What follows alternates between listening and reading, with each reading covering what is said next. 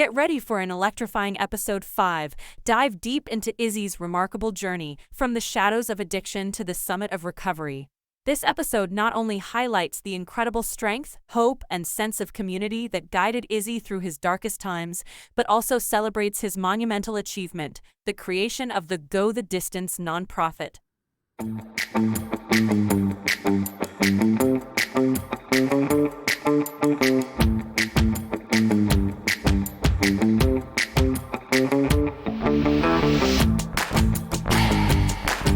Hello, and welcome to the Real Recovery Podcast. I'm Julie, your co-host. On this journey of healing and transformation, together with my co-host Peter, we dive into the heart of recovery, sharing stories that resonate with courage and inspiration. That's right, Julie. Each episode is a new chapter in this vast narrative of recovery, and we're honored to bring them to you. But keep in mind, the perspectives you'll hear are for informational purposes only and may not reflect the views of the podcast or our partners. Indeed, while these conversations can be a powerful part of your recovery toolkit, they are not substitute for professional medical advice. We encourage you to seek guidance from your healthcare provider for any treatment-related decisions. And if you're facing an immediate crisis, or if you just need to talk to someone who understands, don't hesitate to call the Recovery Crisis Line at 503-223-8569. That number is also on our website. Help is available 24/7. Now let's begin our episode Of recovery, real recovery.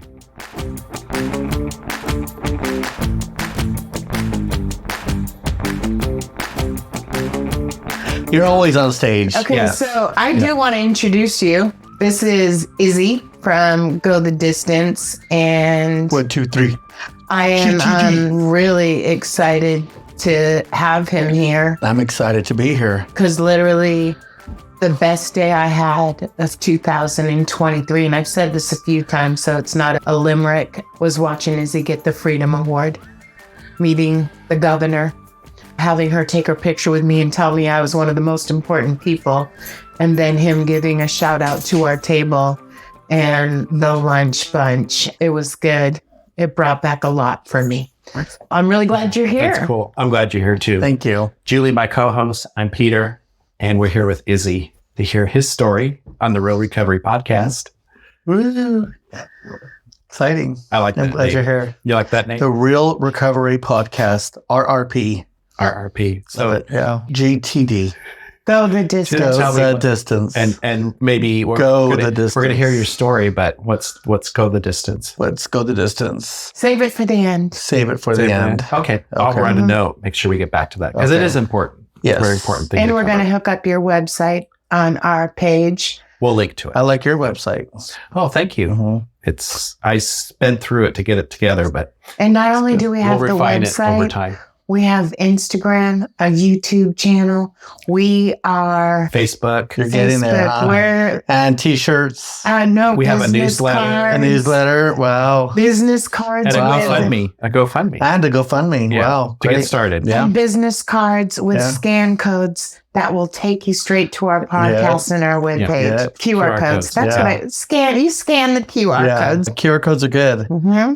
Yeah, that way you don't have to pass out leaflets and stuff at events. You can just put the QR code, people will take pictures. That's what we're at. Mhm. Peter is a technological genius. Mhm. I'm the outgoing one. Mhm. And you are. He's very outgoing. I am the passionate one, I would say. Yeah. I have It sounds passion. like it. Yeah. I have passion for service. I've always had passion for service. The other thing I wrote in my notes before you get into your story, but taking a chance on others Take or a a chance. belief in others. Inshallah, take another chance love on that. love. You know that song? Olivia Newton-John? Oh, Oh, it's so good. If you do her book on audio, it's really good. It's all about, she talks a lot about of her story, but about energy and what you put out there. Be careful what you put out there into the world because you'll receive what you put out there. I've always loved her since I was a kid. I was 7 years old, I think. I'm from Las Cruces, New Mexico, and that's about half an hour away from El Paso. So when I was a kid, we had a brown Cutlass Supreme. It was a 1979 brown Cutlass Supreme. And I sat behind my mom, and then my two sisters sat next to me, and we would go get school clothes in El Paso. We would go to Arby's because that was a nice place to go. On the way back, it was at Arby's. And then we would drive back to Las Cruces, which was half an hour away. And I would have my Walkman on and I would listen to Olivia Newton-John's Greatest Hits Volume 2 or The Heart Attack, whichever album that was. And I would look up into the clouds as my dad was driving us home. And I would wonder where Olivia Newton-John was in the world. I just, from then on, I was always a special child, if you know. So it's like, I loved Olivia. So it's sad that she passed away, but Yeah, it is. yeah, but she has that song. Sometimes I hear words and then I just start going into these songs. They just remind me of lyrics. It's just what I do. Do you do that? Sometimes. Sometimes you send me bits and pieces of a song. He does it to me all the time. I totally do that all the time, and people have no idea what I'm talking I have about. it every time. I get it. Especially if it's Janet. I'm right on it. Mhm. Janet's a little bit harder because if you start texting random people lyrics of Janet Jackson, they can get easily freaked out because her lyrics are I know every time. her lyrics are a little Risque. yeah. Yeah, for me, came across very innocent and bubbly, but Yeah, there were some parts, and then she got a little sexy. But she grew up. Yeah. Yeah, Like when we she all was do. on Fame, she was singing "Two to the Power of Love." Hmm.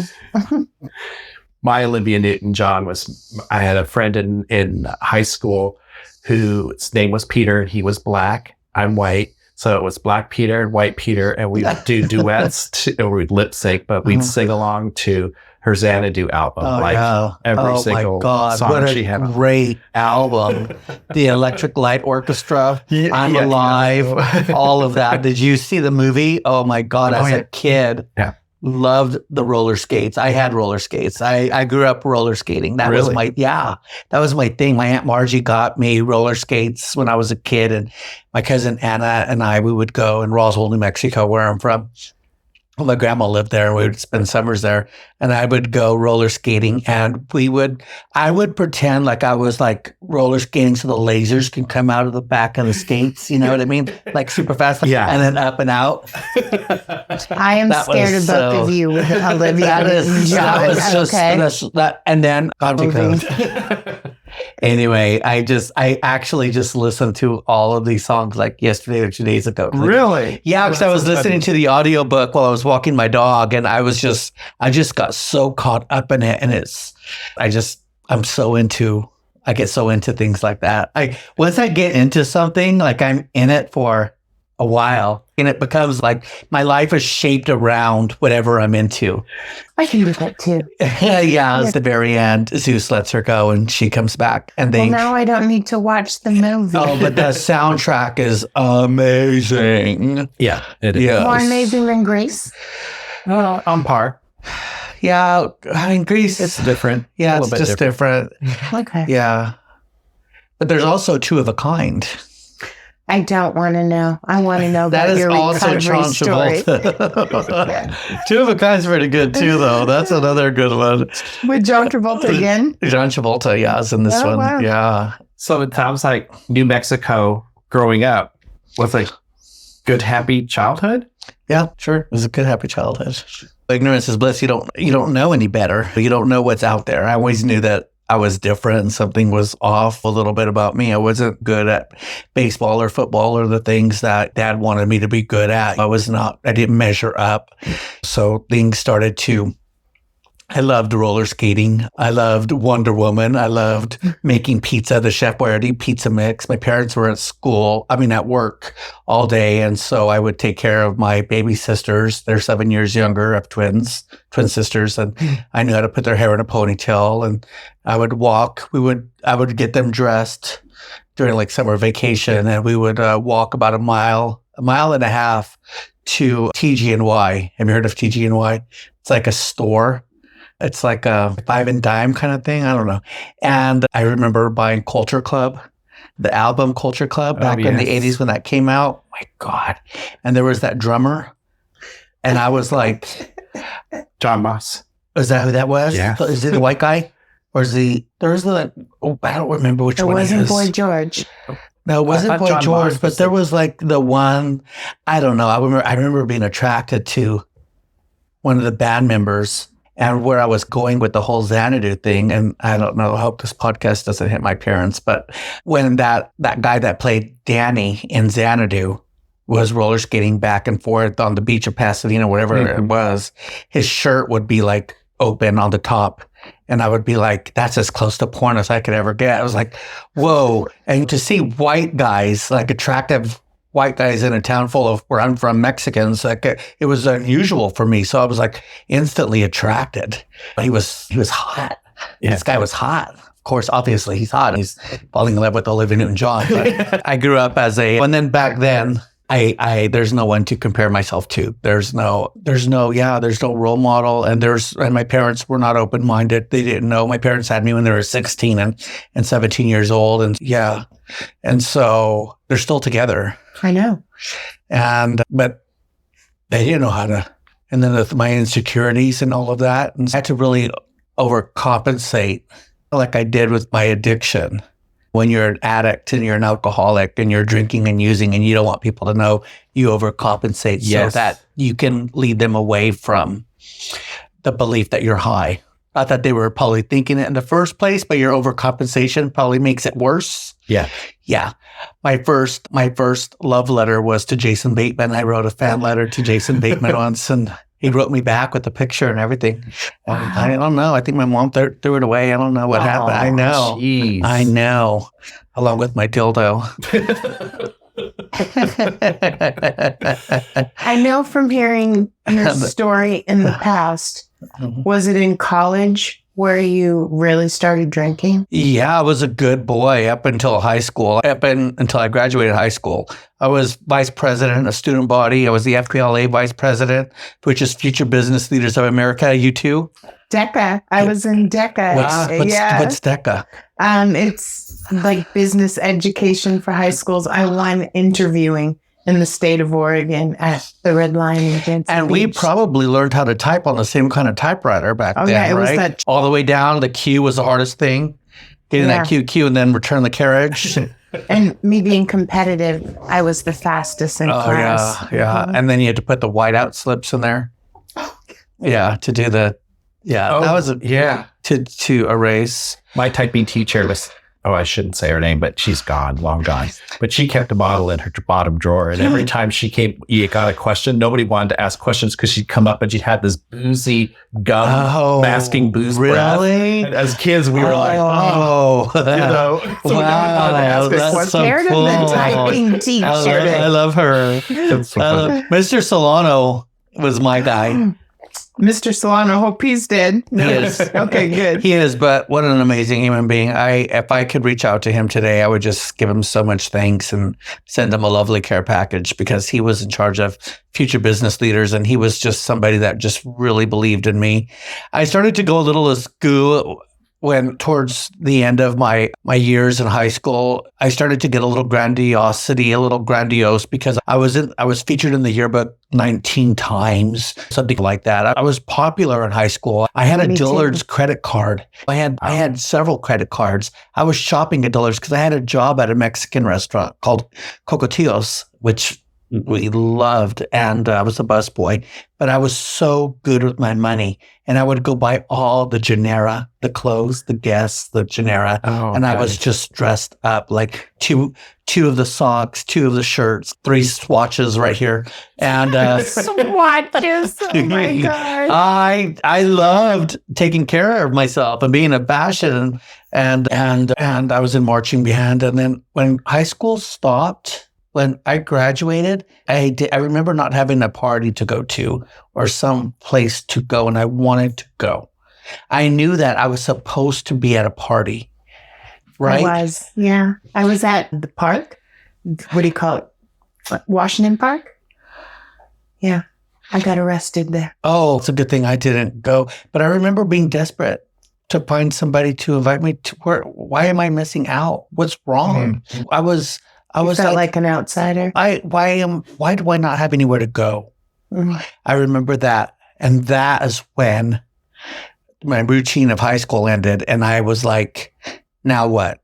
So then I went to New Mexico State. I went to school. I went to college. I went into the dorms. I didn't leave town. I stayed in Las Cruces, which was like, they call it New Mexico, the land of enchantment, but I call it the land of entrapment. It's just, you can't get out. And I would go to Juarez, to Mexico and drink and drown, to Fred's, to Charlie's, all those places down there. You buy a cup. This is actually in high school too, but you buy a plastic cup for $5 and it's called Drink and Drown, and you get to drink all night long. So I'm in my mom's Cutlass Supreme, and we would drive down there, my mom's car, and we would get fucking wasted and then come back. And how on earth we didn't die on the interstate on the way back from Texas to New Mexico, drunk as kids, beyond me. We used to drive up to Vancouver, BC, because I was in Seattle. Really? And because you could you went to school in Seattle? Yeah, I lived on Bainbridge Island. OMG. And that's so cool. You were in a city. See, I wasn't in a city. I was in a town. I was in a small town, home of Billy the Kid.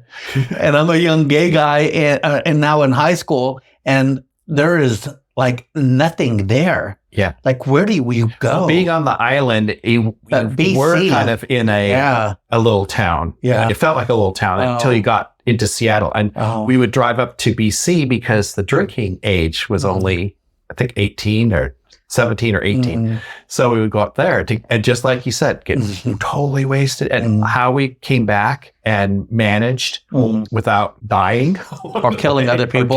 Someone was looking out for both of you. Even back then. All of us that we're sitting here, it's a miracle. This is just some of the story. And then 1999, so I graduated in 1990.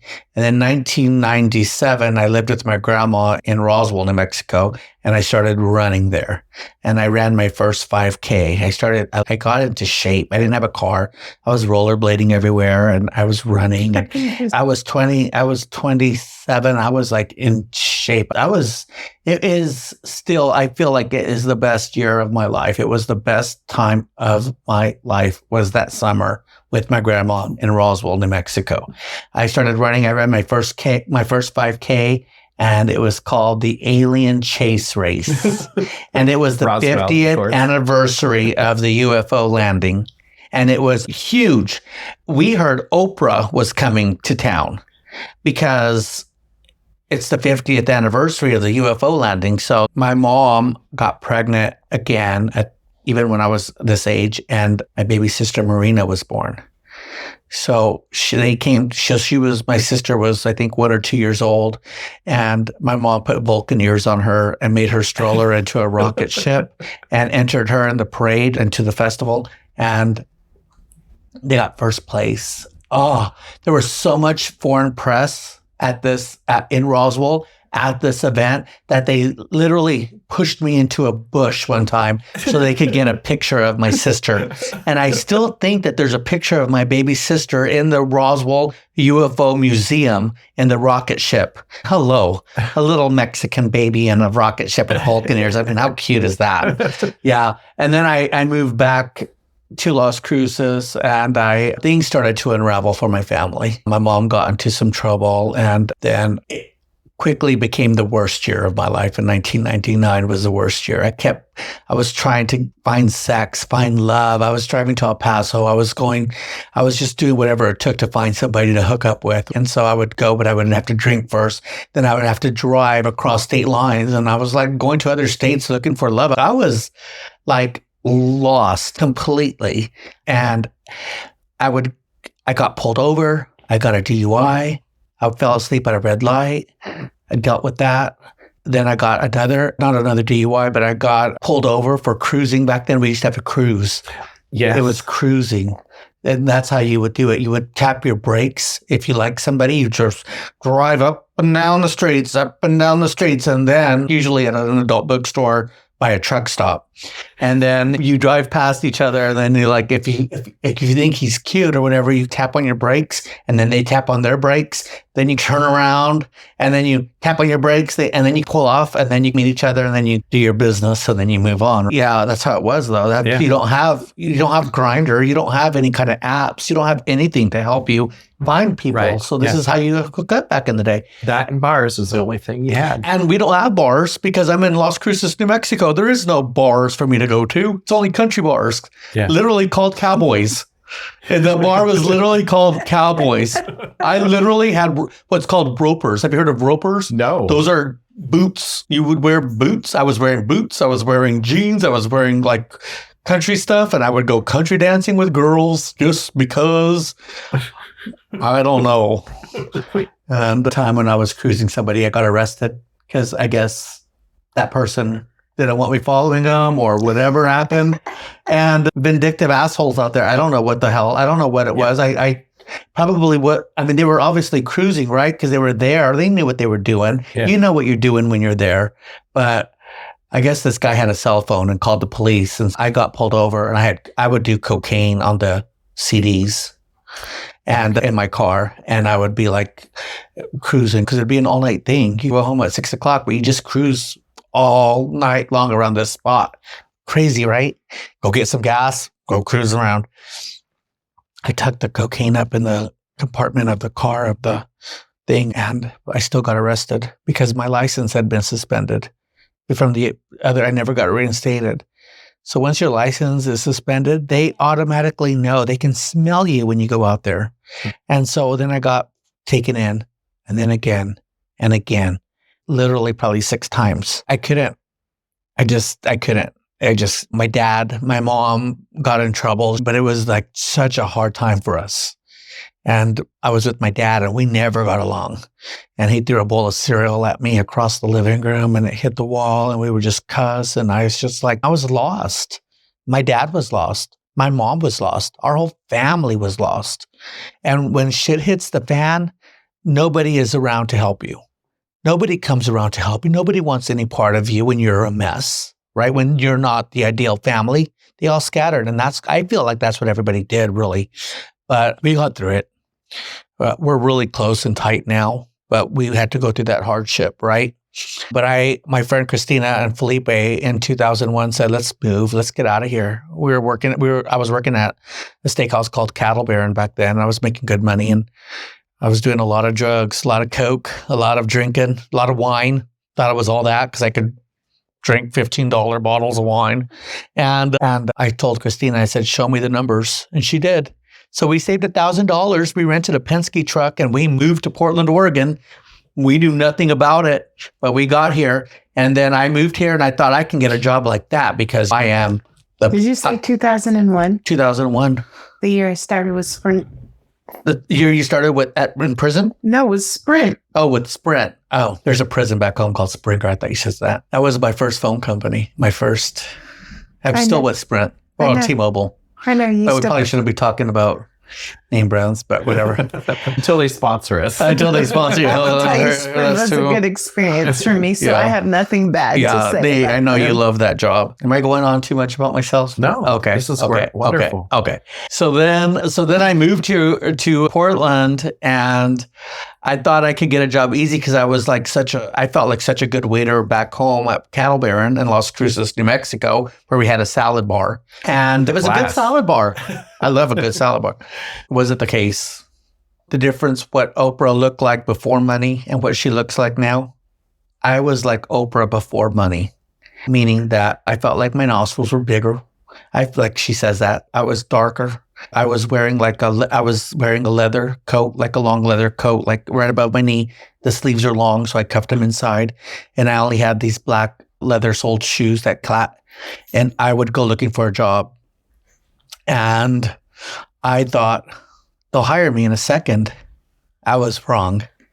No steakhouse in this city wants to hire somebody that looks like me. I was not what they were looking for. I was not. I feel like I wasn't attractive or I wasn't good looking. It went into my whole insecurities from childhood, right? It all like builds on each other, right? I'm already insecure because I grew up that way. And now with the drug, the drinking, and now I have moving to Portland in this world of white people. I am trying to get a job at a steakhouse and I don't have the experience what you need in Portland, Oregon, home of all these beautiful beers, wines, all the alcohol. And I walked myself over to El Gaucho and I was like, oh my God, they have tablecloths, they have wine glasses. Holy crap, this place is. And then they have menus outside the door, which is, I've never heard of that either. And I was like, whoa, lobster, $79? If I can be a waiter here, I was calculating, I'll be rich. Oh my God. I went in and the hostess, Erica, says, yeah, we're not hiring right now. That's what they always say. We're not hiring right now. One of the captains comes out of the wine room. He comes, that's the managers. He goes, yeah, we're not hiring. He looks me up and down, and he says, and we're not hiring you. Jeez. And I was like, whoa, that was mean. What did I do? I went back the next day. And I asked for the manager and he wasn't there again. And his name was Franco. And so I said, can I leave a note? And so she gave me a Post-it. And I said, I'm here just to check up on my job. And she's, I'll give it to him. I was like, okay, thanks. And I'd go, Christina and Flip were like, dude, you got to find a job somewhere. You can't put all your eggs in one basket. You can't put all your hopes on this. They're not hiring you. They don't want you there. Why are you going back there? Because I love it. I know this is where I belong. I'm going to get this job. Third day, fourth day, same jacket, same shoes, same everything. Clickety clack, knock on the door. Manager's not here. It was embarrassing, but I couldn't find a job. So finally, Safeway is hiring on a Thursday. They were doing interviews and my friend said, go to Safeway because I didn't have $1. I was borrowing money from Felipe so I could go to a bar up the street called Jocks, a gay bar on Broadway, and they had dollar beers. And he's, you can't be taking all my change. I'm almost out too. And I'm like, okay. So we were like broke. Like I only had $1,000 to move here with. And I've already spent that. I got the apartment and we're all living together and I'm out of money. So, okay, I'll go to Safeway. I don't know nothing about produce, but I'll go and interview. I need a job. So it was on a Thursday. On a Wednesday, I got a call from El Gaucho. It was Franco. We need a busboy. I know it's not what you want, but if you want this job, it's yours. And I'm like, yes, I'm so excited. And so I became a busboy at El Gaucho and I got the job. It took 40 days. And I swear to God, I went there every day. Every single day. I even went across the street to that bank and I called my dad and I was crying because I was so embarrassed. I know they're there. I feel like they're hiding every time I come at 2:00 between 2 and 4. I feel like I keep going, he said. Just keep going. So I got the job there and I became a busboy and I just became the best damn busboy I could ever be. Drop and go to all the waiters. Drop the dishes in the dish pit and go. And then I became a cocktail waiter, a server, and then I became a dining room server. And then I discovered crack cocaine. And then it took me down. I missed work. And they came looking for me. And they said, you can keep your job, which meant everything to me, this job at El Gaucho. I've had it for a year or two now. And they're like, you can keep your job if you go get help. So I went and I got treatment, detox or whatever, at Providence. And man, crack was whack. Crack is such a drug. That stuff, I was like every 13 minutes smoking that stuff. And then, I did that. And then I met Michael Waldman, my first sponsor. And then what happened after that? So then I got sober. And then that's when I discovered Lunch Bunch. And that's when I started going to AA meetings. And then I got 6 years sober and everything was great. I was continuing to work at El Gaucho. I was making great money. I bought a nice car. I had nice clothes again. When I was back, I was running. I discovered marathons. I ran so many marathons. And then I had a relapse. That's when I discovered crystal meth. And then that's when Is that the same time you discovered homeless people that you wanted to that was the crack. give a makeover to? And That was before I got sober for the first time. That was Okay. crack. I Yeah. remember that story. Yeah. That was wild. So take me back to real quick to Providence. You went Providence. through treatment at Cheese and crackers. That's all you eat. But it wasn't a set of inpatient. You went. It was I don't know what it was. It was building B. I don't know. I went there for a week. Oh, okay. I have no idea what it was. But these two guest speakers came and spoke and they, do you have any questions? And I'm like, yeah, I missed something about the AA while I've been here. So I don't know what to do when I get out.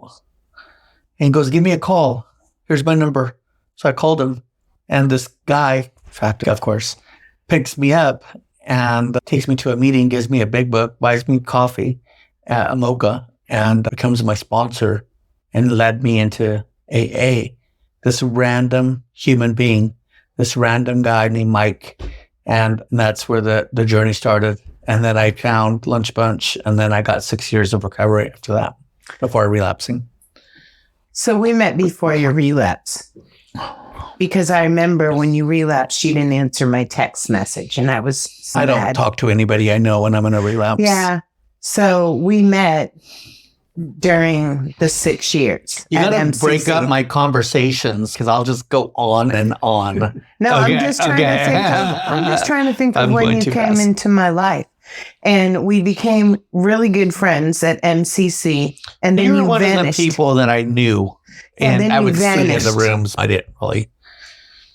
No, we talked for a while, and then you vanished. Mhm. And I texted you, and you didn't answer. I vanished a couple of times. I vanished the first time in 2011. That's about the right time. And what was vanishing to you? What was vanishing? Vanishing means that I decided that when I got my 6-year coin, that I was over this and I was going to try to smoke some pot. And I did. And then I had a drink and that was fine. And then I wanted to, again, same old thing, trying to find love in all the wrong places. Story of my life. Got on Craigslist, answered an ad. These guys were hanging out in the Pearl. So I went over there and they offered me something from a light bulb. They said, just smoke it slowly.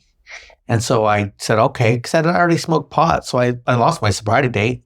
So I was like, what's the worst that could happen? Oh, boom, just latched on. The cuffs were free. I found what I was looking for my whole life. Crystal meth. This shit's good. This shit's good. This shit, like, oh, I don't feel anything. I feel good. I feel sexy. I feel alive. And then I went and found a dealer, and then I learned how to use it. And learning how to use a new drug, that took a while. So That's the same for me. yeah. Once I got high, I felt like Wonder Woman herself. I too felt sexy. I fell in love with the drug and the person at the It's same hard for time. me to imagine Julie smoking meth. I didn't smoke meth ever. Oh. Wow. It's the only way I haven't done it. Wow. I snorted it first, then my nose got a little sore. Then I put it in a capsule, and then it hurt my stomach, and it took too I long to remember get that. high. Yeah. And then I did it intravenously.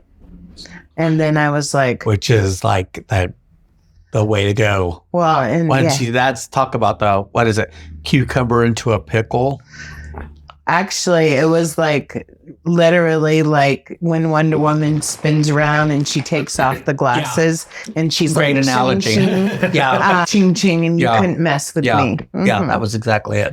Mhm. Yeah. And you smoked, but did you do it in the Not until later. Not until my relapse in 2015/16. That happened to me where I started to do it that way. And it was a wild time. All the while I was still working as a waiter. and you kept your job? And I kept my job. How did I do that? How Because you did you needed do the that? money to keep high. Yeah, but I was not delivering all the food. I couldn't see. I hadn't slept in 5 or 6 days. I couldn't read the papers, the chits anymore. I couldn't decide. I couldn't make out my my order pad. I couldn't tell I couldn't tell what people had ordered at the restaurant. Wow. I went and got one of the hosts and I said, can you go ask table 51 if they're having a good time, and pull their salad plates and casually ask them what they had for dinner, what they're having for dinner. And because I was in the bathroom and I was trying to read it, but I was writing over what I had already written.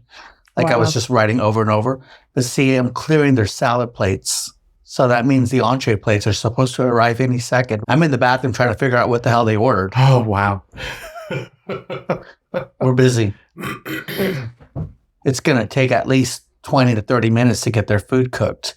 So now I've got a 4-top plus my section. And I don't know what they ordered for dinner. And they're going to be sitting there for 30 minutes. People don't sit for 30 minutes. They sit for 10. It was scary. Yeah. They complained. My manager sent me home.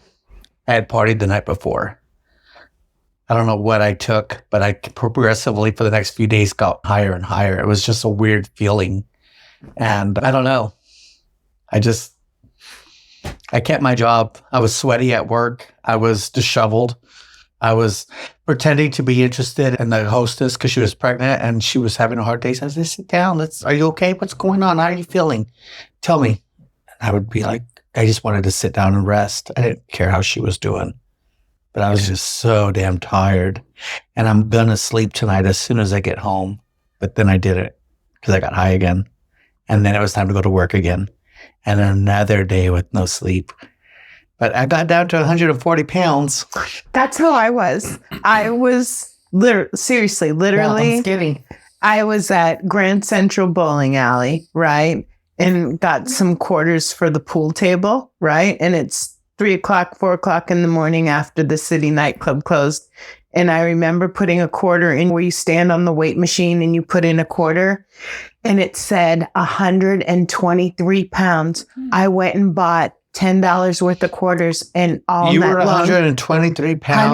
123 pounds at my skinniest. And I kept putting quarters in the machine. Oh my God. I would go back and play pool and say, hold on, I want to check again. And I did it $10 worth, going back to the scale to make sure it was video right. poker. My God, that's another thing. I feel like I'm Let's go to the part where the part I loved is when you're in the AA meeting and Misty told you, basically, listen, mofo, you always go out around your 4-step. You better get it done. What brought you back? Such a long story. It's just, it's such a long story because I'm really good. I'm given the opportunity to do things. I can accomplish things when I'm not searching for somebody to love me or when I'm not getting high or drunk. I really started to accomplish things and Alcoholics Anonymous just like really helped with that a lot. And so when I'm sober, I achieve. But when I'm high, I achieve that. I go all the way. And how I didn't die is beyond me. But You had a different purpose on positive. I was sober and I was doing the steps for 6 years before I relapsed. And then I came back in like 2012 and I was going through sponsors. I was trying to get sober again, but I couldn't. And How many sponsors have you had? Probably 20. Oh, I would say we're like 30. I don't even know. They kept firing me because I wasn't doing the work. How many have you fired? I don't know if that counts. Because I felt like they all let me go. Well, you just weren't ready yet. I just wasn't ready. Yeah. But then I couldn't stop using. Once they started that crystal meth journey, man, I could not stop. It was always in me. I just wanted more. I just couldn't stop it. It was just like a runaway train, man.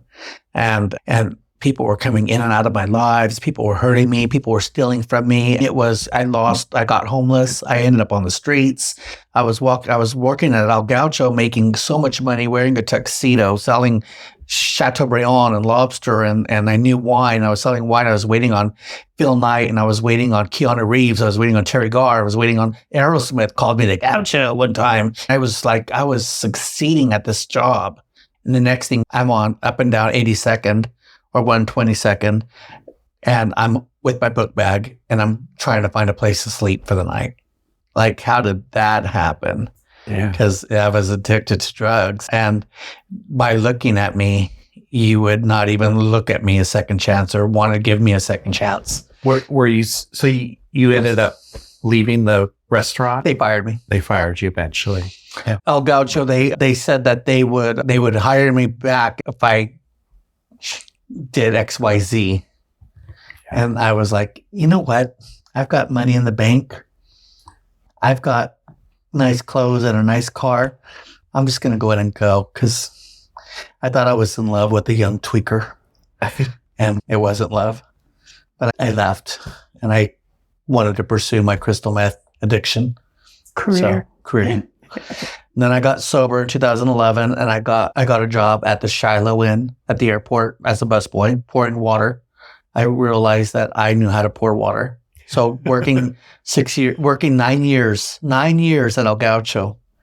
Imagine the service that I knew how to do, how I knew how to deliver. That is like fine dining. That is the place, right? To working at the Shiloh Inn as a busboy in banquets. And then I got a job at Applebee's. And I could never grasp how to roll silverware in a paper napkin and tape it up. I could never understand that. I was chaperoning women to the restrooms at Applebee's because that's how we did it at Gaucho. Was like you take the lady by the arm and you escort, you never point. I knew all these things. And people at Applebee's were like, what's his problem? He's weird. I could take myself to the bathroom. And then this new restaurant opened up downtown on the waterfront. And I was damn well determined to get a job there. And it was the former manager of El Gaucho and he was opening it. And I was like, I'm sober. I'm really sober. At this time I'm running and look at me. And he hired me and I helped him open up that restaurant. But then that restaurant failed. But I met amazing human beings. I met Joanne.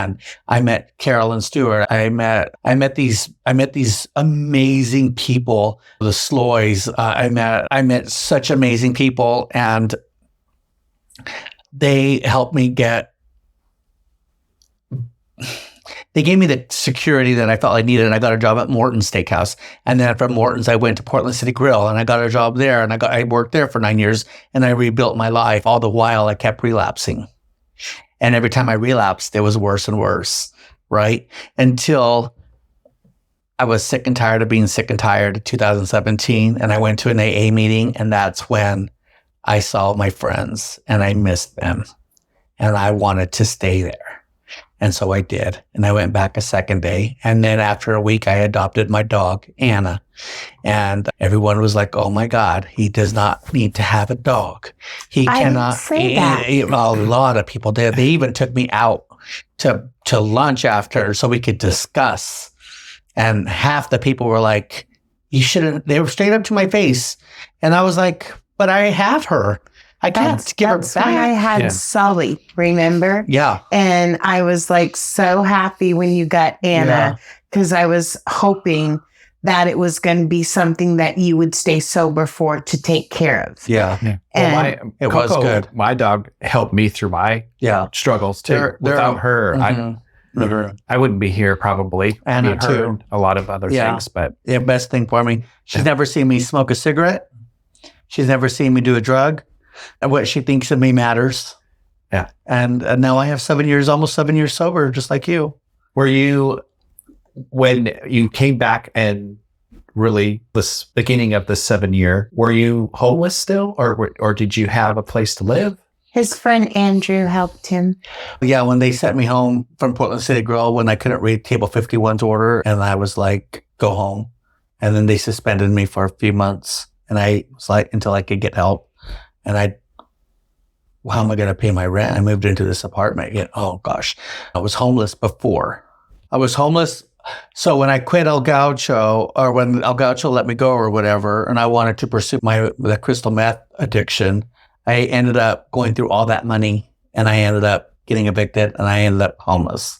And then was so tired of being homeless, I called everybody asking for help, and nobody was going to help me, obviously, because I'm doing drugs. But one guy did, my friend Andrew. He said, okay, after some convincing, I was just begging. I'm tired of being on the streets. I need to go home. 3 months only. I'm not used to this. I've had a pretty good life. In New Mexico, it's really not that bad. I couldn't get laid. But I was raised in a nice home. I had a good family. We always had food. I had my own bedroom. I had nice clothes. I had a credit card at Dillard's. I lived at my grandma's house. She had a beautiful house. I was running. I had a really good life. Working in El Gaucho for 9 years, I had money all the time. I was running marathons. I was successful. I had lots of medals. I had lots of accolades, and everything was great. And then I ended up homeless, and this was new, and that hurt. It was like, there's nothing worse than wanting to go home and you don't have a home. There's nothing worse than walking the streets and you're just like, you think someone's following you, or you just want to go home. You just want to go home. And God, I remember that so well. And I think that because of you having the success that it was almost self-destructive. Like you would get, it was like, I can't be this successful, so I'm going to go out and use. Or I know for me, I felt like a lot. There's been times when I had, like you, great job, good buddy, good place. I mean, you look at me in my world and you think, why would this guy screw it up? And it was almost like a self-destruction in a way. Being content used to screw me up. Coming home with wads of cash and just sitting on my couch in the quiet and just like being home at the end of the night after a busy night on the floor was like, and now it's quiet. It was weird. And I was just like, what? I'm lonely. This is so empty. The money doesn't matter. And the things don't matter. I've already got all these things. What else? And so that's when I would go pick up and have a relapse. And I would tell myself just 3 hours, just party, just do it between 12 and 3 and stop, go to bed at 4 and you'll be good until 10 or 11. Wake up, go to the meeting. Don't tell anybody that you relapsed. Just go and just sit there and just like, why I felt like I had to lie? Because nobody wants to raise their hands for the first 30 days. That's the worst. Yes. So I think in my mind, it's like, get through the first 30 days, then come clean and tell people that you relapse. That way you don't have to like. My first 30 days was worse because they made me read how it works every day. I was the only girl and I had to raise my hand. Oh. Yeah. That was at MCC. Oh, yeah. Yeah. Yeah. What a blessing. I don't know. I don't read how it works anymore because I'm scarred still. I always go for the preamble. Yeah, but you have a good life now, and that meeting helped you get it. Yeah. Oh, it did. They and you accepted impacted me. a lot of lives. I want to go back to where Andrew gave you the money. You got an apartment. With my dad's name. Right. Because we have the same name. And you came back to... Because I had eviction on my record, so they weren't going to give me an apartment, but I was going to do whatever it took. You came back to MCC. I came back to MCC. And it was the last time you came back to MCC. Yeah. And... after I got the apartment, I relapsed a whole bunch. And then that's when I started slamming. And then after I slammed... after I met those street kids that I was falling in love with, another old group of them, when I was sick and tired of being sick and tired, that's when I went back to MCC. That's the time you're talking about. So that was in 2017, 18, around there. And that's when we got close. And that's when we got close. That's when I was going every day to a meeting. Every day. I was going every day. I just was with my dog. Nothing else mattered. I had my dog. I would go home to her. I would come home to her, and it was meetings. It was my dog, and it was work, and that was it. And I found what I needed: love, someone to love, and somebody to love me. I found it for you, not for what you gave them, not for the drugs. For me, for you. Yeah, it was all within me. The need to love, the need to be loved. I got it from my dog Anna, she gave me, it was like the house wasn't quiet when I got home. I didn't throw my money down on the coffee table and just undo my pants and watch TV and eat. I had to go walk her, and she's crazy. So like I managed, it gave me purpose. She saved my life. I remember that time compared to where you were at now. Yeah. You were riding your bike. Yeah. Across the bridge. Yeah, my car got stolen in my relapse. Yeah, to the drug guy was going to go get drugs and never came back. Tried to blackmail me. And then you were riding your bike to your job with Anna. Yeah. Oh, yeah. And then I wouldn't ride with her to work, but yeah, we would ride around town. I had a little basket for her in the front. And then I remember we were losing the church. And I got on the committee to go find. And I wanted to take charge of that. Take charge of that. I said, "Who wants to lead?" And I said, "I will." And they said, "Anybody else?" Nobody wanted to give me any kind of responsibility back then. Nobody thought I could do it. I'm still not. I remember that day. So they gave it to Bill. Led it. Lawyer Bill. He led it. They didn't want me to lead it, but I stayed. I stayed on it. But I felt I felt the jab that I wasn't good enough. I wasn't smart enough to lead it, but I went ahead and I went with it anyway. But I notice things like that. I notice little things like that. So you want to know what's crazy? That is the only business meeting I've ever been to because I cared where we were going. And you told me, we'll come to the business meeting. And I went to the business meeting and it was overwhelming for me. Mm-hmm.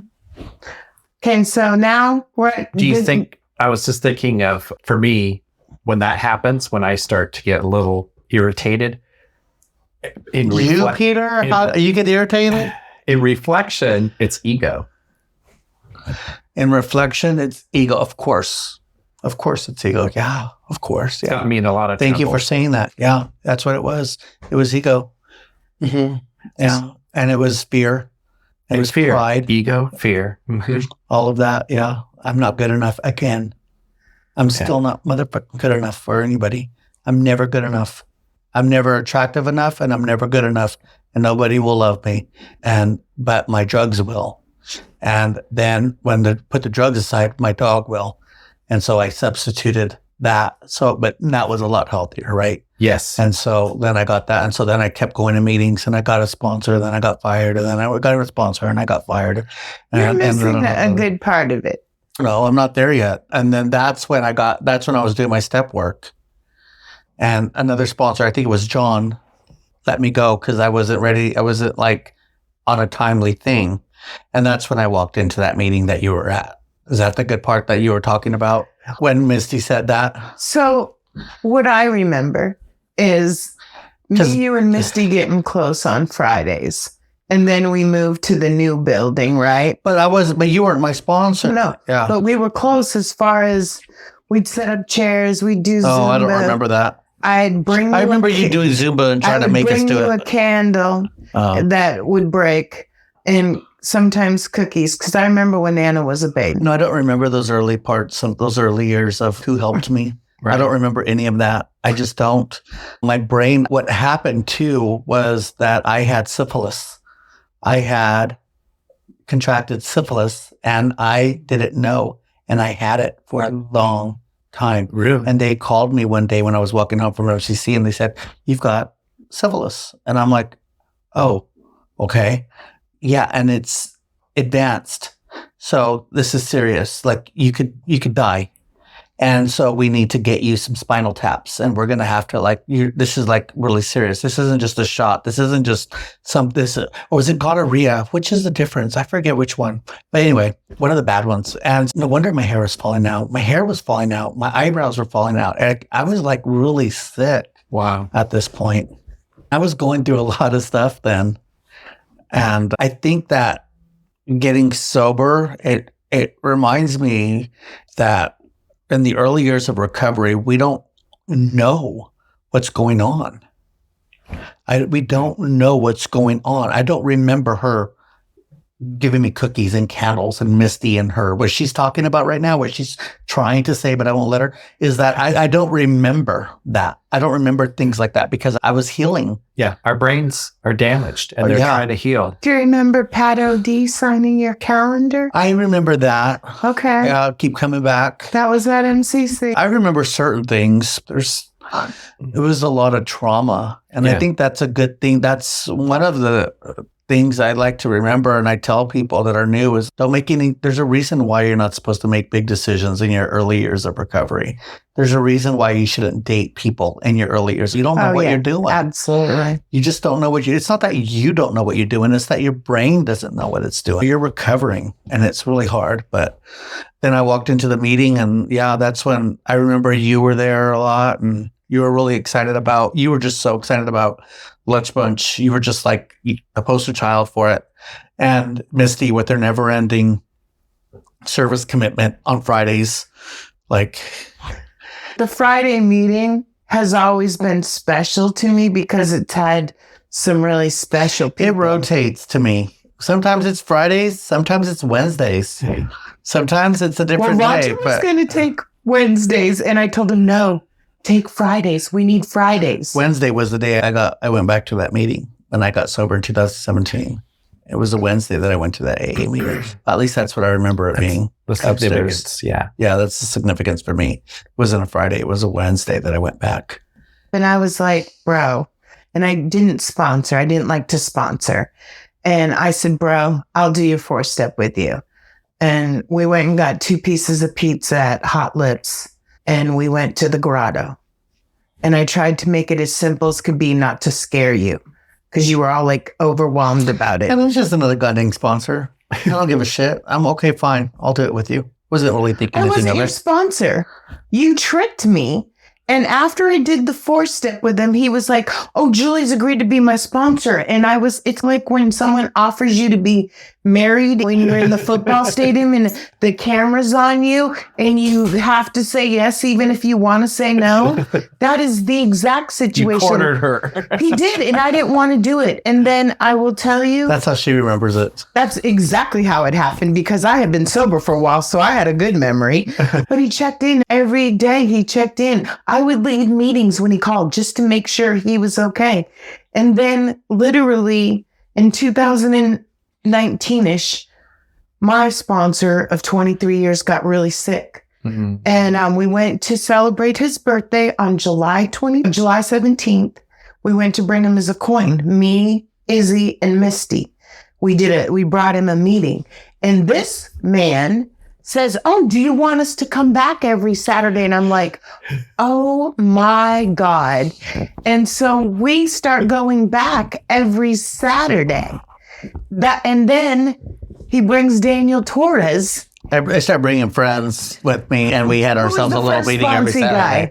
I don't. Oh, yeah. We won't talk about him. But yeah. But anyway, then he brought Daniel Torres, and I just remember that meeting more than any other but the age one. I don't remember any of it. Daniel Torres was getting his apartment downtown. He had been working as a parking valet.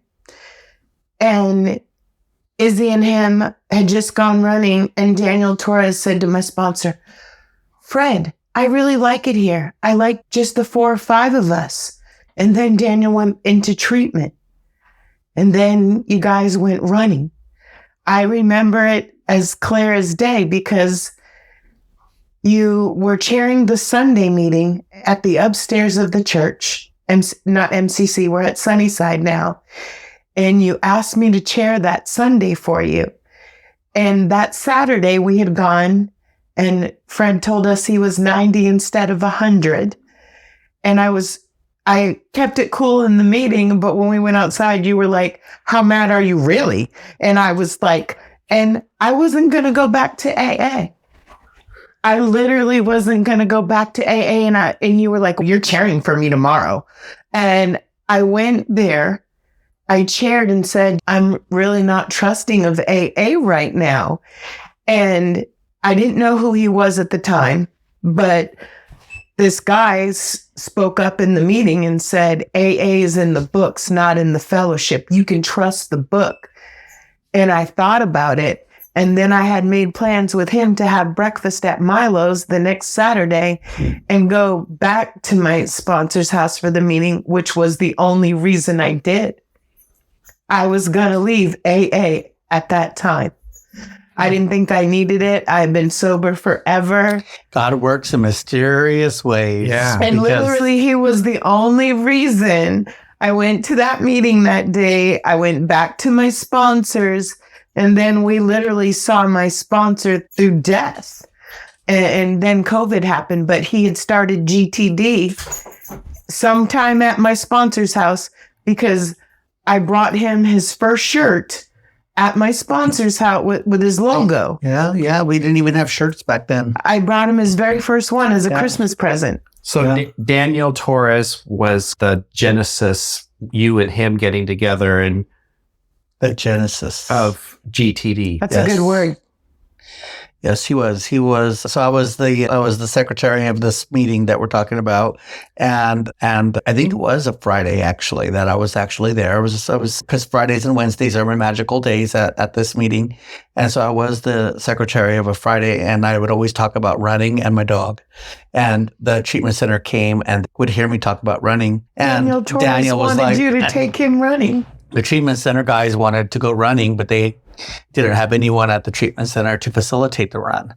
They somehow heard of me and that I like to run, and they asked if I would volunteer to take the men running at treatment, and I would have to take a drug test and apply. It's a volunteer job, but they're very lock and key. We had to move our Saturday meeting time twice. First, it was at 11, but that interfered with his running. Then we made it at 12. Well, I walked in. Then it was at 1. I walked into that treatment center. It was called DePaul Treatment Center. And I walked into that treatment center, and there were these 10 guys there that all signed up to do this run. And it was instant. I was instantly in love with them. I never got to go to treatment. So I was instantly in love with their passion and their hope and their desire to change their lives. And like this excitement that I was there, they were excited to see me. And I would take them running, and there were no shoes involved at this point. And so I was like this one guy has boots, Julie. He's running in boots. They're running in like weird ass shoes. And so I just started collecting shoes from AA, from lunch brunch. And then the next thing you know, I got a pile of gently used shoes or even used shoes on my living room floor. And it was starting to become a little bit of a mess. Like I didn't have space to walk around in my apartment. I got all these shoes. And so I'm like giving away shoes. And then I got a batch of like newer shoes. And I was like, oh, Daniel Torres was the one that said I wanted to go running. And he went and got the slit sign. And he went, and the lady said, if you can get a petition of 10 people say that they would do this, then we'll find somebody. And he came back in 5 minutes less. And then that's when they running. And you would eat all of the candy in the candy dish at Fred's house because you'd be hungry. We would just be so I started running with the man Tuesdays and Thursdays, but I loved it so much I would also do Saturdays. Mm-hmm. So I would take them on advanced runs on Saturdays. This is only for the people that can run. So if you can run and you can run 5 miles without stopping, then I'll come. So I would go on Saturdays too. So 3 days a week I volunteered over there, and I was and I would take them running. And he was working full time. And I was also working at the grill, a lot. And I had my dog, and I had a full life. It was great. I loved it, and I didn't think anything of this. We came up with the name, Go the Distance, outside of the treatment center on the first day, and so I have a name. So I wanted to name our little running group, and it was no big deal, and no big deal in the respect that I was thinking it was going to go anywhere. I thought it was this is just cute. I was just running. And then you got t-shirts. And then, gosh. I'm like really emotional because I really remember this. And sometimes you have a big head. I've told this story so many times that I just can fast forward through it, but there's so much in between. There was so much growth. There were so many lessons to learn within doing this. There were so many gifts from God. There were so many. You can't say that word. You can't. I joke around a lot. Being in the restaurant biz, I would always like make sexual You can't do that. You can't talk about suicide. You can't talk about this. You can't talk about, it's all triggers. And you know what? Don't tell me what to do. Don't tell me what to do. I'm a volunteer, and I will stop this if you guys are not appreciating what I'm doing here at this treatment center, I'm just going to stop.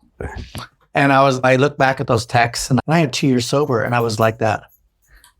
What the hell? Ego. God dang it.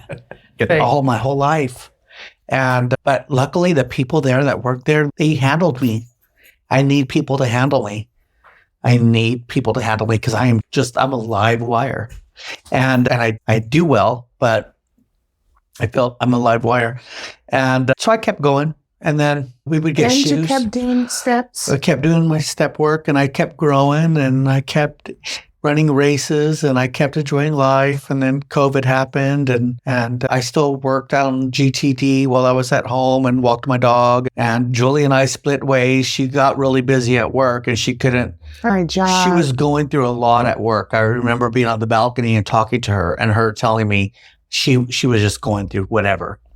And I just remember let's that. Be best friends instead. We can be friends, but like when I was laying down was a little too much for you at the time. So I don't want to clarify while we're online, but I first want to say your ninth step was different. He had how many boxes of mail in the closet? 9. Nine I boxes never of opened mail. my mail. And Oh my it gets goodness. better. And I'm like, I had I had charges in there from the city, from the state. I had checks in there. I never opened it. I would put them in a shoebox. I don't want to look at any of it. and at that time he owed Andrew $5,000. Andrew and loaned I me was like, $5,000. just send him $25. And he's okay. I sent him 25. And then he had emails that were 15 years old from when he was using. And I was like, we are deleting these emails and getting rid of the 9 boxes of mail. I forget about stuff like that. And literally, we stayed sponsor and sponsee for 2.5 years. Yeah. And then what happened was COVID was coming. I'm working from home. The restaurant's closed and he's a little overwhelmed. How's he going to pay rent? And he called me because he was having I won't say it on the podcast. But anyway, I was like, I'm losing my job in 63 days. We have COVID and this is your 4th call today. It's a little much for my brain. And he was like, okay, we can be friends. And I was like, you've checked in every day. We've gotten through the steps. I've done what I can for you. And I was like, you're on a roll. Right after that, I am a lot for everyone. but I made I it wouldn't know about that. I made it the longest. Okay. And I made it the longest. Yeah. She needs an award for that. I do need an award. There's actual awards. There's some other people that might have a little bit of contention with that, a little competition, because they've also went that same distance too. So they might want to be 2.5 to 3 years. They might want to have their name in the basket too for this award, because like they've also gone through the same hell. I'm just saying, I was at the beginning of GTD. Mm-hmm. I believe you saved my life, getting me to chair that meeting. I'm dead serious. And it was Barry that I didn't know until last year when I was in extended family meeting, and he said, the fellowship is in the book, the program is it. And I was like, it was you. And I didn't know until 5 years later. Watching you grow has been amazing. And I do want you to know that, and I don't want to cry again. When my sponsor died, I wasn't his sponsor. And I called him and I was like, you're my sponsor. And he's, bitch, you're going to a meeting tomorrow. I did not want to be her sponsor. That's what he said. He said, I'm not going to be your sponsor. The sponsee doesn't be the sponsor's sponsor. It's like changing your mother's diaper. And he said, you know you're what I too mean? much. This is not natural. No. And he said, you're too much for me. And I'm like, I dealt with you for how long? And I literally went to a meeting the next day. Thank God she found her sponsor. What's his name? Don. Thank God she found Don. Yeah. What a blessing. I swear to God, when she told me that she found a sponsor, I was like, thank you, Jesus. No, he actually gave me 3 months to do it. Fred died on January 10th. Hey, I did. I gave her like, I can't handle it. I can't be your sponsor. Like, you have until May. You think I'm a lot? A sponsor. She's a lot. Oh my God. I was crying every day. She was crazy. And I was sad. Boy, oh boy, when I see you with Don and the way he is with you and what you built with him, that is something I could never have done. I just don't have that. And that he is exactly I think who we you're have supposed that to in be. a different way. We have it in a different way, but I can't. We're honest with each other. I'll tell you when you're wrong and still love you and not hold a grudge. And Yeah, I think that's you're true. there for me. If I reach out. As best as I know how. It's hard. Yeah. It's hard. Last year. We all do the best that we can. We all do the best we can. So I'm going to bring it back again. Last year you had your back injury. And you were special sauce like a mofo. Oh my God, it was the worst time. And I was going through... Daniel died. And I was going through a brain injury. Daniel died in January. You had your brain injury, your weird ass brain injury. I still have it. Trigeminal neuralgia. Trigeminal, yeah. And we talked every day. We were both hurting. We were You both told me going about through your it. only time with a girl while I was on the bathroom toilet. And literally, we talked to each other every day. Let's not talk about that. See, do you notice he remembers some of the ways, but not? And I think we got really close again. You were like, I'm glad we're going through this together, except for I'm in control. his surgery got denied. I think I'm losing control right now. I've lost control. Look at his surgery got denied, his surgery got denied, and they told him he had to go through physical therapy, and he was better. And I'm like, dude, what a miracle! It wasn't that quick. It was a lot. I had a disc, protrusion. It landed on a nerve, and it was like radiating pain down the front of my leg. And I would crawl on the living room floor, and I was on Percocet and all the painkillers and everything. And Daniel died, and I fell to the ground, and he killed himself. And it was just a devastating thing. You and Daniel, up until that point, were doing the running all the time, or? No, Daniel and I had a relationship of... He had gotten your prescription meds the week before he died for you. Yeah, he did. He did do that. And See, you were Julie friends. remembers all these things. I don't know how she does it. Look. Yeah, people do nice things for me. I have a really hard time remembering that. That's one of my I things. remember when you called me when he died, and you were like, I just saw him a week ago. He picked up my medication. And I tried to pay him for it, and he said no. I actually, through sobriety, I have a very good memory. I remember. Forgot about that. Damn, Daniel. No, was thank Daniel God alive? for Daniel, because if you hadn't taken Daniel running, Daniel pisses me off. He just pisses me off. He's always pissed me off. I love him, but God dang it, that guy just irritates the crap out of me. And he just would never do as I said. He just would never do as they said. Go to the meetings every day, or don't tell me what to do. Then do it.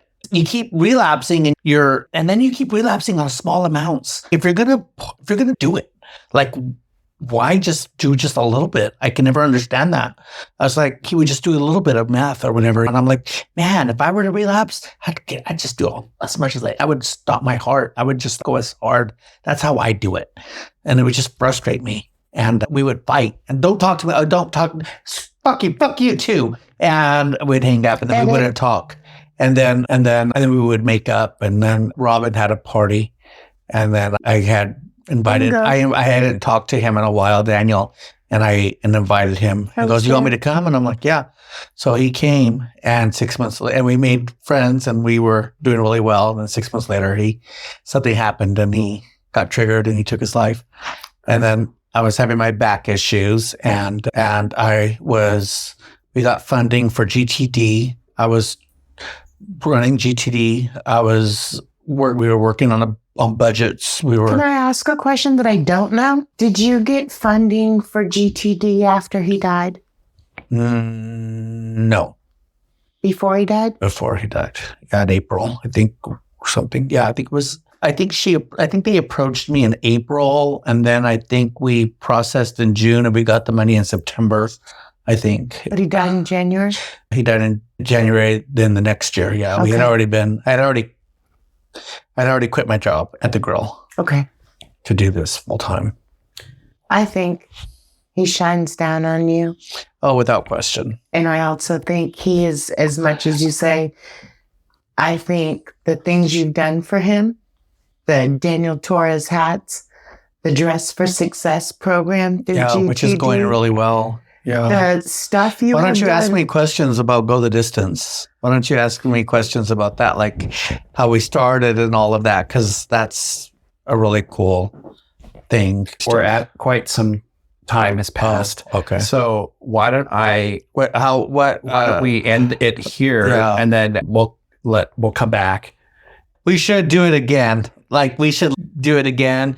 And maybe I won't go so deep until... I think we can do a second episode that's just about GTD and... okay, yeah. Where we could talk through that and where... You got to control me. I told you I'm a live wire and I'll just talk. I honestly didn't think I was going to talk for 40 minutes. Can I tell you, I told Peter you wouldn't have a problem talking, that you would be the most charismatic. Every time I go into something like this, I say, Izzy, let them ask you the questions and answer them and be done with it.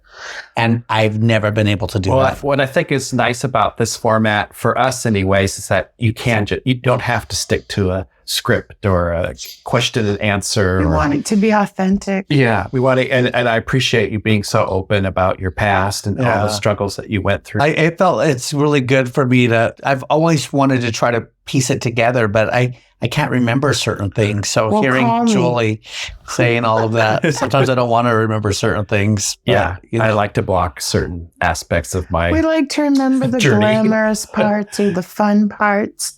But right now, I talked about 1997 being the best year of my life with my grandma. I feel like right now, this is the best time of my life with my dog, got a house, got a car, got this nonprofit that we started, and I'm free. And I'm doing what I want to do now for my life. And I'm doing okay. And it's not perfect. My car's got water on the floorboard. I don't know why. So listen, going back to the car, a lady gave him that car in AA. Yeah. Why didn't she buy a bigger car? I wasn't in the Cadillac. I wasn't. He's like, why does she have to have a stick shift and not an automatic? Oh my God, I hate that stick shift. It's so hard sometimes to drive on the hill. But without that car, I would not have been able to do this job. GTD would not even be a thing without this car. That car enabled me to do it. Before we close out this segment, and we'll come back and have a follow-up just all about GTD and where it's going and all your... I'm going to put your link on our site. Yeah, we'll put your site on our link to our site. But I did want to bring up one thing that struck me in you with your nonprofit, and maybe this is just about you and who you are, but what struck me was the people that you had some positions opened up and you hired some people that others might have looked at and thought, why are these aren't the right people for this. Why are you, and you said something, and I'll let you put it in your own words, but it was about taking a chance on someone. Remember when they didn't want to let me lead the committee? They also didn't want to put me in charge of this nonprofit that I started because I don't have the experience as an executive director. Everything's been, luck? I don't know. I did it. I think there's no way to disprove what I've done. I might disbelieve what's happened so far, but if you were to look at me and say, let's go ahead and give him this job as leading this nonprofit, everyone would say, no, he's not. He doesn't have what it takes to do that. But you know what? Who does? God. Because God put me here. He said, yes, give him a chance. And so far, I've proven myself. I've proven that I can do this job. Yeah. And one day at a time, I am doing it. I am still standing and we are still going. We have 18 runs a week. We're expanding to another treatment center. We have 9 employees. We're looking to hire another one full time. We're doing it. So why not believe in the underdog? And I want to believe in other people out there, other underdogs out there, because my staff is amazing. They're beautiful people in recovery, and they are proving themselves each and every day, and they want to do this job. They love it. And we get to do it how we want to do it. Can I contradict you one more time? Yes, you always do. I know. That's why you're my husband. So when you said no one would, believe you could do it, I want you to know I've always believed you have. I know you have. I just want you to know. Because I saw it in the beginning when it wasn't the job. Right. That you did it out of the goodness of your heart. That's just me. That's my mind. I know, but head. I'm just letting you know. I've also seen you put in the hard work, the fundraisers, the recovery walks. Yeah. I have seen you stop the dude on Facebook. Okay. I've seen it. Bill. Bill Dickey. I've seen it. So I'm going to tell you, I am glad that there's a new era of GTD where you do take chances on people and you don't follow all the rules. And I think you know what I'm talking about, right? Because I do think the risks you've been taking are paying off in diamonds. Mm-hmm. Absolutely. It's wild. No, it's really hard.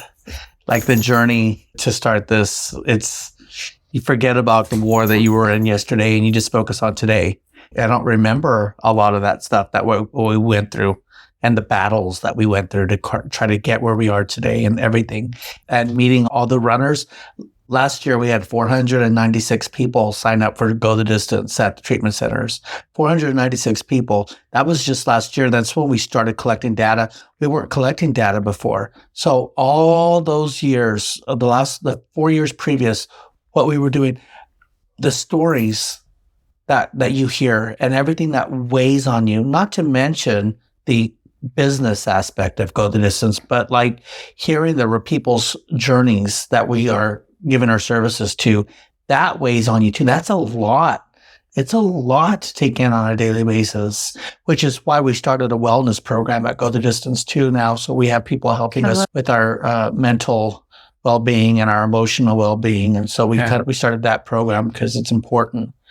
And I admire you for what you're doing and for the approach that you're taking. And I look at a lot of it as a map for ourselves and what we're doing, because we are putting ourselves out there.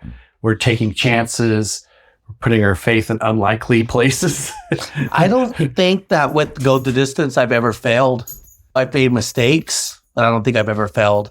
Yeah. I think I just went out and just did it. And I just stayed my authentic self and I hustled. And and that's what we're trying to do. Yeah, you're going to do it. We're Stay hoping true that to one person like David, right? David Barnes? David that's no longer here. Yeah, David Barnes. That one person like David is in a car, right? Yeah, hearing the story. They hear our story and they don't commit suicide and they go to a meeting, right? And they know if Peter can do it, if you can do it, if I can do it, right? That hopefully they'll realize whether they're coming out of prison. But Julie, this city, this epidemic, this addiction, the Portland, number one in facilities, we need more help. We need more treatment. We need more detox beds. We need more housing. We need more mentors out there. We need to do more.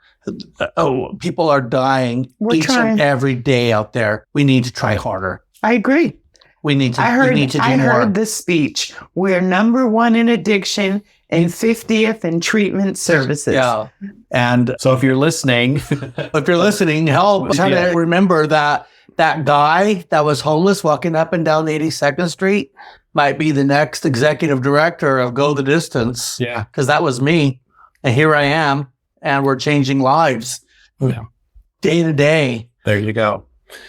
And honestly. And I want to give a big shout out to On, the running shoe, because they stepped up and they gave us shoes. And without their support, Lauren, we would not be able to do what we've done. I love that. I would not have gotten the Freedom Award. And I would have. Hear all about that. And so the next time we're together, definitely, I would love to do that. Through that. Thanks again for being on our show, and all the links to GTD and ways to give and support will be on our website. And hopefully you get at this a little bit, because I feel like I went on and on about my childhood. I think it's great. Okay. I think for somebody in need listening, It's perfect. I just want to say I love you. I love you too. From the bottom of my heart, I love you more than I love most people in this whole world. Thank you for loving me until I could love myself and allowing me to love you as best as I know how to. There you You've go. loved me a whole lot. Yeah. With that, Peter from Real Recovery Podcast. This is Julie for Real Recovery. And that's a wrap on today's episode. Thanks to each and every one of you for lending us your ears and hearts. Your engagement is what fuels our passion and keeps this podcast thriving. We cherish the moments we share here and hope they resonate with you, whether you're on a daily commute, at the gym, or just taking a moment for yourself. Make sure to head over to our website at realrecoverypodcast.com. While you're there, subscribe to our newsletter for the latest insights and uplifting stories from our community delivered straight to your inbox. Click that subscribe button on your favorite podcast player too, so you can keep up with every new episode. It's your support that keeps our conversation alive and meaningful. And if our stories have touched you, consider using the donate button on our site. Your contributions, no matter the size, are deeply appreciated. They help us continue our mission of sharing hope and healing. Join us beyond the podcast and follow our journey on social media. Find us on Instagram, Facebook, and on X, formerly known as Twitter. All the links are on our site, so you can stay connected and be a part of the Real Recovery community every day. Your likes, shares, and comments not only spread the message of recovery, but also remind us that we're all in this together. So, until we meet again, remember that recovery is a journey, not a destination, and we'll be here to accompany you every step of the way to recovery. Real recovery. Thanks for listening.